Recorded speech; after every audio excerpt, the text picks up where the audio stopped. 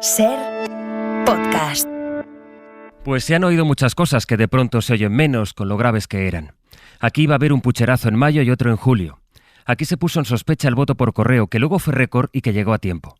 Aquí no iba a ir nadie a votar, ni se iban a poder constituir todas las mesas, aunque luego se constituyeron todas las mesas y subió hasta la participación. Nos vamos otra vez de vacaciones. Hemos venido, votamos y nos vamos. Teníamos las Aquí vacaciones. se ha dicho que por hacer una pregunta a la televisión pública no hay que ir, y no se va, aunque dejen en 3 debates que eran para 4. Aquí se ha alentado un lema que algunas víctimas pidieron por favor que no se usara porque en algún caso le recordaba al asesino de su propio hermano. Pero eso nadie lo frena. Aquí se empezó hablando de gobierno ocupa y al final se ha llegado a sugerir si la avería de un túnel no estará hecha para que los votantes no cojan su tren. Aquí, en fin, no ha importado que la necesaria crítica al gobierno pudiera llegar a llevarse por delante la reputación de un país que ahora dicen que está en juego por alianzas parlamentarias que impidan que gobierne la lista más votada, que es precisamente lo que pasa ya en alguna comunidad. Aquí se han dicho, en fin, muchas cosas y a lo mejor la culpa de todo no la tienen las encuestas, ni siquiera aquellas encuestas que acertaron. Las 8 de hoy por hoy en Ser Podcast. Hola, buenos días. Los españoles no pueden quedar atrapados, ni en bloques, ni en bloqueos, ni permitir que nuestro país se balcanice. No es que fuera muy larga la intervención de Núñez Feijóo ante la dirección de su partido y los varones. El mensaje básico era este que acaban de escuchar, que él lo va a intentar y que se había puesto ya en contacto incluso con UPN, Coalición Canaria, el PNV y Vox. Pues solo tiene el sí de UPN, que es un único diputado. El resto ya le he dicho que no, que son incompatibles entre ellos. Ortúzar se lo hizo saber anoche por teléfono y Vox lo había aclarado ya por la mañana. No puede haber un voto patriótico al lado de un partido separatista.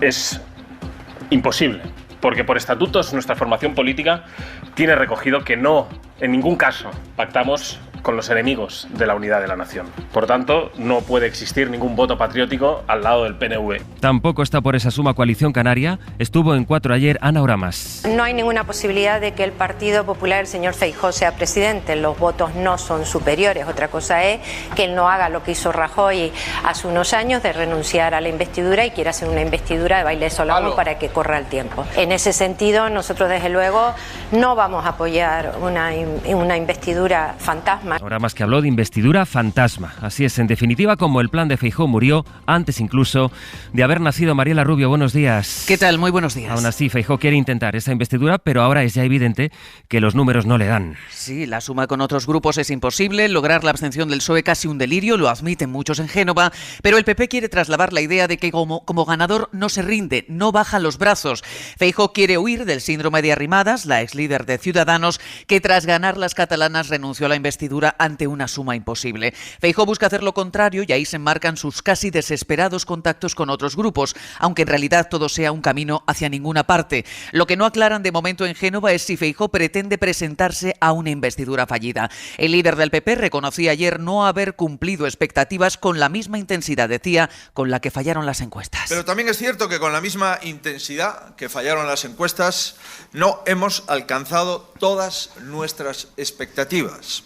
No me arrepiento de exigirme ganar por mucho frente a los partidos que se conforman con perder por menos. Habrá otros partidos que han ganado a sus expectativas, pero han perdido las elecciones. Los varones del partido reconocían ayer el error de no haber percibido la movilización de la izquierda y algunos planteaban que el voto útil contra Vox terminó siendo para muchos españoles el voto a Pedro Sánchez. Sobre esa idea de que tiene que gobernar la lista más votada, según Feijóo, saben que en Extremadura no es así, que allí gobiernan PP y Vox, aunque las elecciones las ganó el PSOE.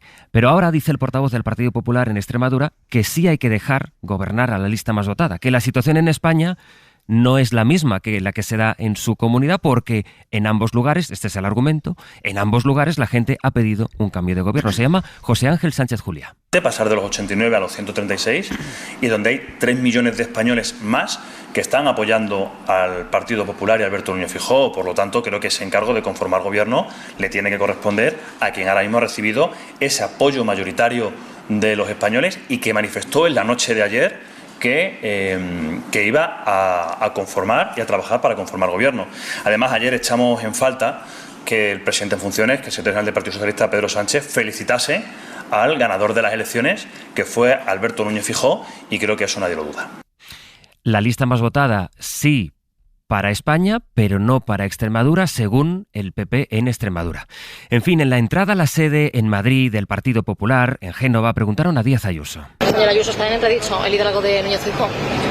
No creo. Ahora lo que toca es, sobre todo, es ver la alternativa, ver esa alternativa, ver cómo conseguimos hacer un gobierno, y yo creo que hay que ir paso a paso. Y desde luego lo cosechado por el presidente del Partido Popular en tan poco tiempo, yo creo que es digno de reconocer. Pues esta es, Mariela, la pregunta del millón ahora mismo, el futuro del liderazgo de Feijóo en el PP. Ayer, desde luego, todo el partido se conjuró para que la foto de la Junta Directiva Nacional fuera la de un PP que cierra filas en torno a su líder. Y es que, aunque en privado muchos reconocen que el liderazgo de Feijóo sale dañado, para el partido sería un suicidio cuestionar ahora a su jefe de filas cuando no es descartable una repetición electoral en breve. Ayer todos los varones respaldaron sin fisuras a su líder, aunque todos tuvieron que responder preguntas sobre si está en riesgo su liderazgo. No creo, decía Ayuso, en absoluto, decía Moreno Bonilla. ¿Está en entredicho el liderazgo de Feijóo? En absoluto. ¿Hubiera que repetir elecciones? ¿Sería el mejor candidato, Feijóo? Sin lugar a dudas. Así que, Sastre, nadie parece querer abrir ahora la caja de Pandora, pero tampoco nadie descarta que se termine abriendo en el medio plazo. Pues ya veremos. Hasta luego, Mariela. Hasta luego. Así como pudimos escuchar a Feijóo, porque su intervención fue en abierto, no hay imagen, tampoco sonido de lo que Pedro Sánchez dijo a los suyos dentro de la ejecutiva de ayer del PSOE.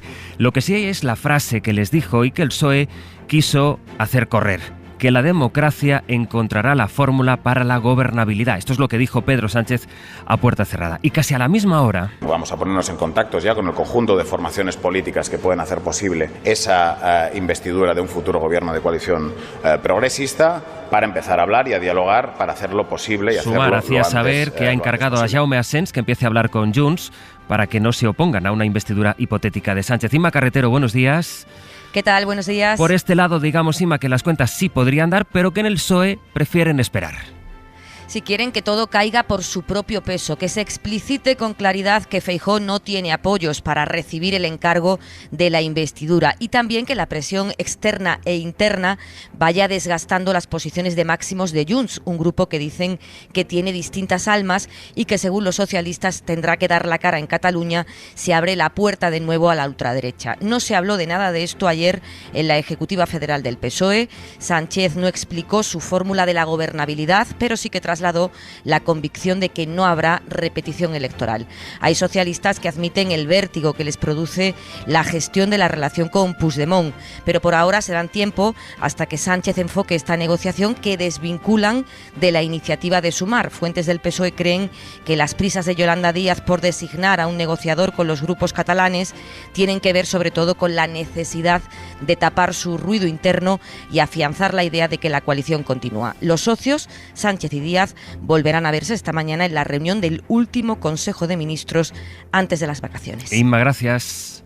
A vosotros. Conscientes de su posición en el tablero, en Junts se van a hacer derrogar. De momento, Xavi Bello, Barcelona, bon día. Hola, bon día. De momento mantienen sus dos condiciones, es decir, la amnistía y el referéndum. Y está por ver, Xavi, si van a negociar conjuntamente con Esquerra para hacer una especie de, digamos, frente independentista.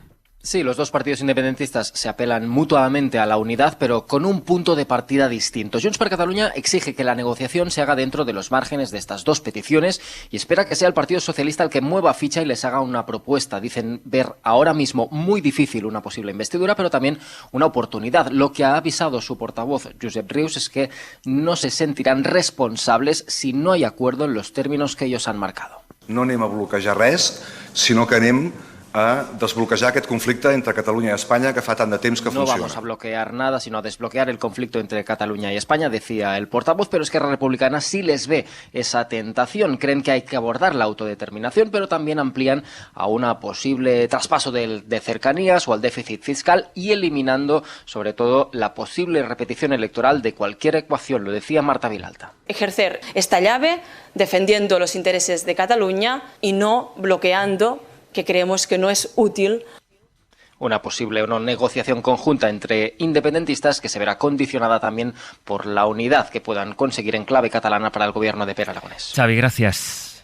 Buenos días. Este es el dibujo político que queda después de las elecciones. Una negociación que Feijóo quiere empezar y no puede, y una negociación que el PSOE podría empezar y no quiere por ahora. Este dibujo, por el que, por cierto, a las 9 preguntaremos a María Jesús Montero aquí en Hoy por Hoy, se completa con la noticia que conocimos precisamente ayer, que la Fiscalía pide reactivar la orden de detención contra Carles Puigdemont y Toni Comín.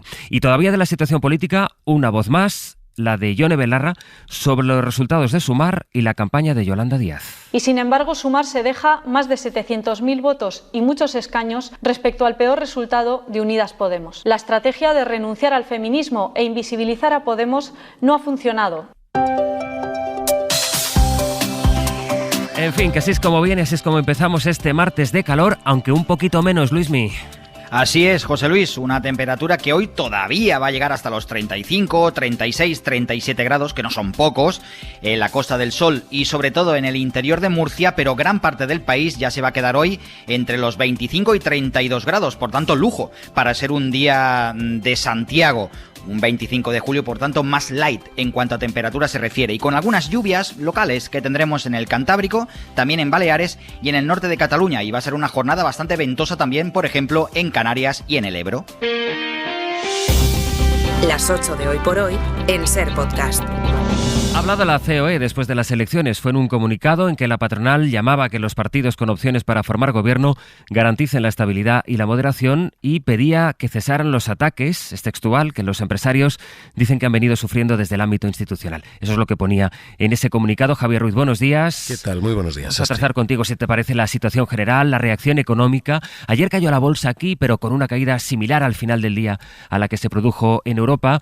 Y así como escuchamos a los sindicatos durante la campaña, los empresarios quisieron hablar con esta nota ayer mismo. Sí, los empresarios están pidiendo pactos de estabilidad y moderación y parecen asumir que viene un gobierno de izquierdas, porque ese mensaje, que cesen definitivamente los ataques que han venido sufriendo las empresas, es un mensaje probablemente al ala izquierda del Partido Socialista.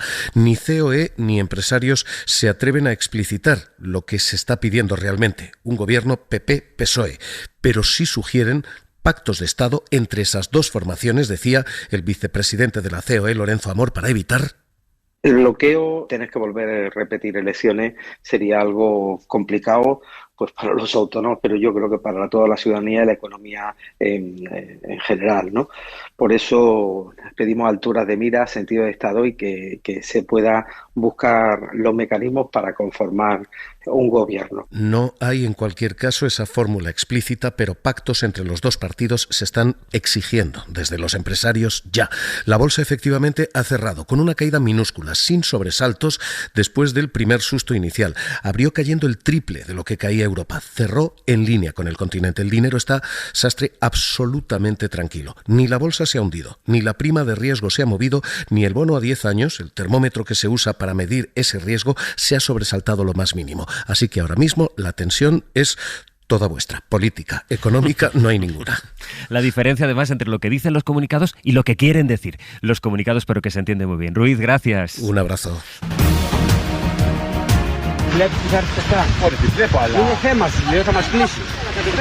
Casi 100 incendios siguen activos y sin perimetrar en Grecia. La mayoría se concentran en las islas de Rodas y de Corfú.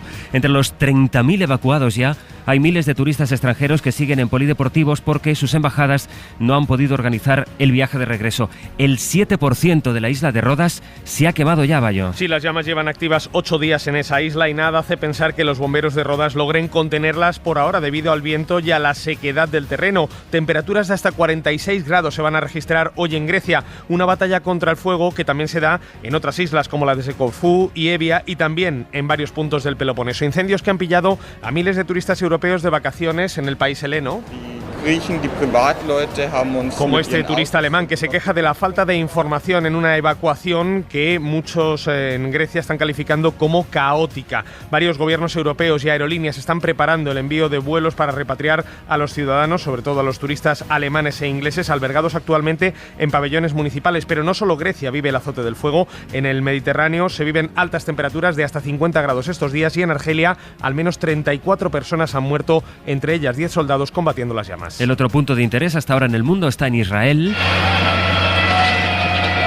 Donde miles de personas han protestado esta madrugada por la polémica reforma judicial que ha aprobado el Parlamento, la prensa israelí y la oposición denuncian que algunos agentes de la policía han actuado de forma violenta cuando intentaban controlar las manifestaciones. Hay más de 20 personas detenidas y siguen a esta hora, Gillian, muchas calles cortadas. Sobre todo en Tel Aviv, donde se han vivido los momentos más tensos y violentos.